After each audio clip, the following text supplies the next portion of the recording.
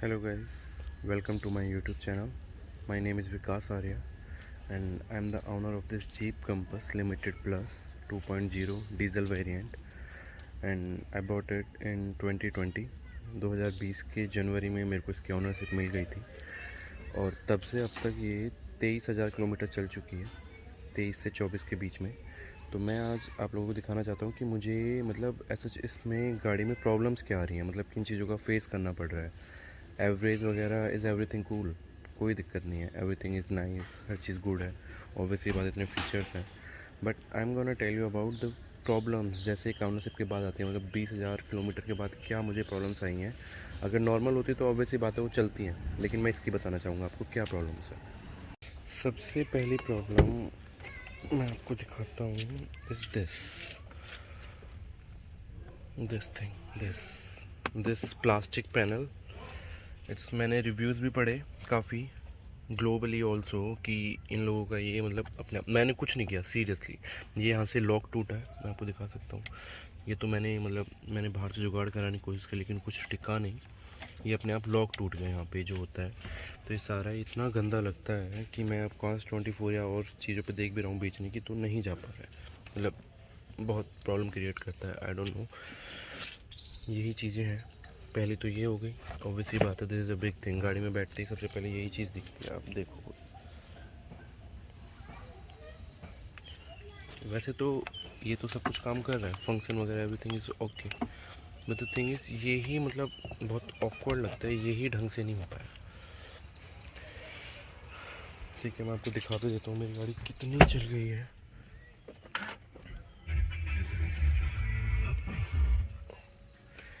चली है 23,534 किलोमीटर।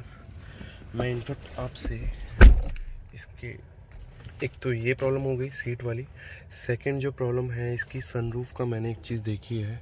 ये जैसे अब बारिश सीज़न है, रेनी सीज़न है, ऑब्वियसली बात है, तो 3 दिन तक मेरी सनरूफ ख़राब रही। मैं भी आपको बताऊँ, शायद अभी लाइव भी हो गए। ये ऐसे जाता है पूरा, ठीक है, हो जाता है, खुल जाता है।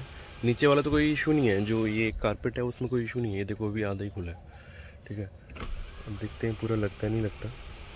ये क्या था, मेरा जो प्रॉब्लम था यहाँ तक आके टच होकर वापस एकदम पूरा हो जाता है, लगा ही नहीं। एक दिन बारिश हो रही थी and like exact the same this is the same thing. Now this is not going, I haven't touch it, मैंने कुछ टच नहीं किया है। मैं आपको दिखाता हूँ, like now this is going.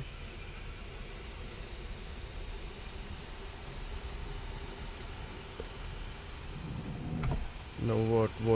Now what? Nothing is working. Nothing.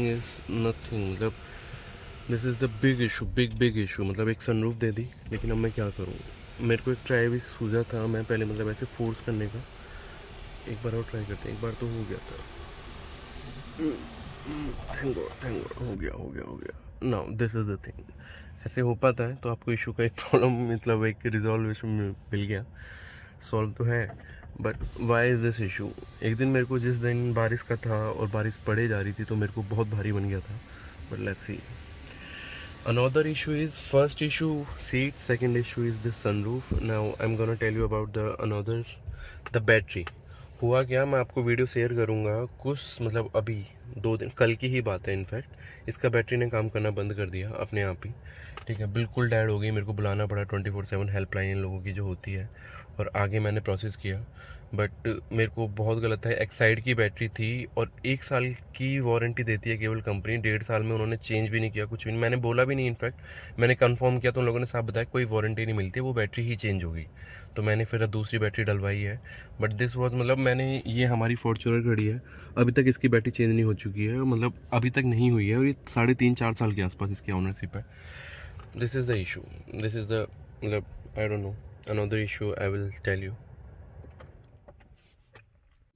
Now this is the second problem. The first problem was there. Now second problem is कि ये अपने आप ही हटा हुआ है, नॉट इवन कि मैंने हटाया। दूसरी साइड है, देयर इट इज़, ये बिल्कुल परफेक्ट है, फिट है। आई डोंट नो, ये अपने आप ही हटा हुआ है। मैंने पहले कभी ध्यान भी नहीं दिया, ज़्यादा मेरी चली भी नहीं गाड़ी, 23,000 चली है, 1.5 साल होने को जा रहा है। और ये यहाँ पे पानी मतलब ऐसे भरा हुआ है, लेट मी शो यू। ये मैं निकाल भी रहा हूँ, ये भर रहा हूँ इसमें, आई एम ट्राइंग। मैं बहुत देर से ऐसे कर रहा हूँ क्योंकि इतना का इतना पूरा भरा हुआ, आप देख सकते हो पानी कैसे, मतलब आई डोंट नो दिख पा रहा है नहीं, बट ये देखो मैं आपको दिखाता हूँ उंगली डाल के, ये इतना नीचे तक पानी है और ये भरा हुआ है, भरा ही भरा हुआ है, मतलब I can't even do something यार, बड़ा लोचा है, मतलब आई डोंट नो अब मैं क्या करूँ, कुछ भी हुए जा रहा है जीप, मुझे नहीं लगता था इतनी रिलायबल ब्रांड, मतलब पता नहीं यार ये क्या है। देखो मैं आपको दिखाता हूँ एक बार और, ये मैं मोस्टली क्लियर कर चुका हूँ, ये इतना गहरा है, कम से कम इतना ही गहरा है, इतना गहरा है, नीचे गड्ढा टाइप है। और मैं देखो अभी मैं पूरा पास कर चुका हूँ, मतलब पूरा साफ़ कर चुका हूँ, देखो पानी अभी भी है, आई डोंट नो ये कहाँ जा रहा है, ये सारी थोड़ा वैसा ही है rubber type, I don't no मैं क्या करूँ, मेरे को कंपनी ही लेके जाना पड़ेगा। और डेंजर देखो सबसे बड़ा ये यहाँ पे पानी भरा हुआ है और यहीं पे वायर्स हैं, देयर आर द वायर्स, तो this is like so risky, मैं मतलब समझ नहीं पा रहा हूँ ये मतलब हुआ कैसे। लीकेज तो नहीं मेरे को लगता, ऊपर से तो कहीं लीकेज नहीं, आप देख सकते हैं, कहीं कोई गीला नहीं है, कहीं कोई यहाँ से भी कोई गीला नहीं, मैंने साफ़ किया है, सूखा हुआ था, सब सूखा हुआ है सब, नथिंग वॉज एयर, कोई बोतल ऐसे कुछ नहीं था कि मैंने पानी भर दिया है कुछ, ये अपने आप नीचे से या कहीं से कुछ जो भी हुआ है गॉड नोज, अभी पता चलेगा, we will see, I don't know. तो गाइज़ ये थे मेरे इशूज़, पैनल हो गया, बैटरी हो गई, लीकेज हो गया, सनरूफ हो गया।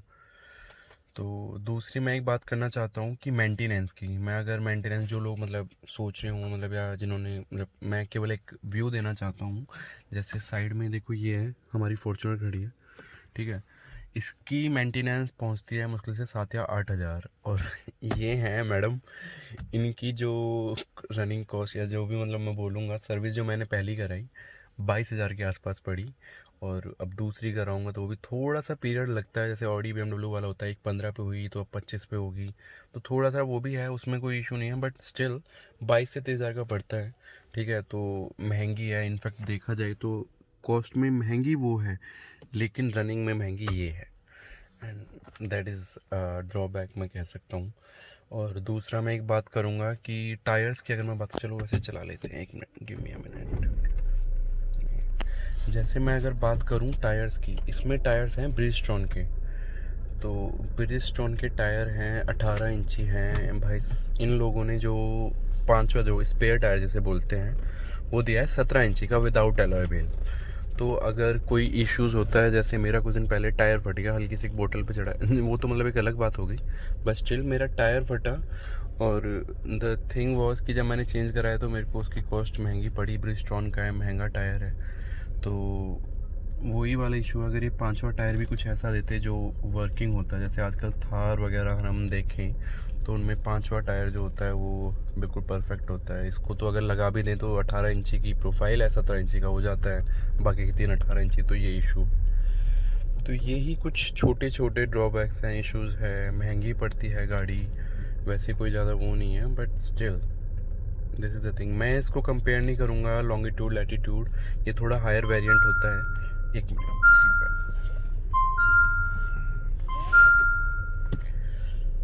ये थोड़ा हायर वेरिएंट है, limited plus, longitude latitude I can't talk क्योंकि मुझे उनके बारे में पता नहीं, तो आई कांट से एनीथिंग।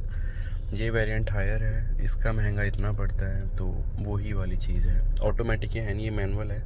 मुझको ऑन रोड जो इसकी कॉस्ट पड़ी थी वो 26 लाख पड़ी थी, एंड आजकल के टाइम में तो अगर देखा जाए, अगर एक बेस्ट चॉइस बोलूँ तो जैसे मैंने भी सोचा है ईवी है, बट स्टिल ईवी का भी मैं एक रिव्यू डालूंगा। मैं कुछ दिन पहले मनाली गया था, मेरे दोस्त ने ईवी ले रखी है, MG ईवी, तो क्या हमको प्रॉब्लम्स हुई क्या, वो नेक्स्ट ब्लॉग में ज़रूर देखिएगा। इसका यही था, इश्यूज़ आ रहे हैं, this is the ownership review after 20,000 kilometres and what is the like cost or something, so that was it, thanks guys for watching।